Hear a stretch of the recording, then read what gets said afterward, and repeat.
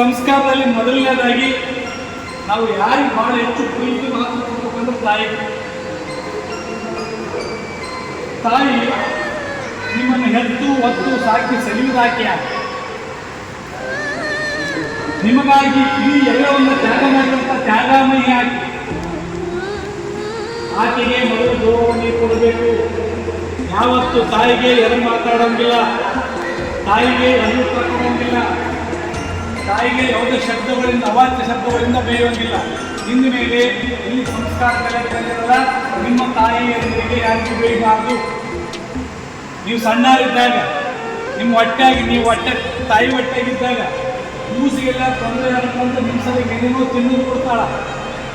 ನೀವು ಬೆಳೆದು ಹೊರಗೆ ಬಂದಾಗ ನೀವು ಎಲ್ಲವನ್ನು ತೊಳಿತಾಳ ತಾಯಿ. ನೀವು ಸಣ್ಣರಿದ್ದಾಗ ನಮಗೆ ಏನೇನು ಆಯ್ತು ಅಂದ್ರೆ ತಾಯಿ ಐಸ್ ಕ್ರೀಮ್ ತಿನ್ನೋದು ಕೊಡ್ತಾಳ.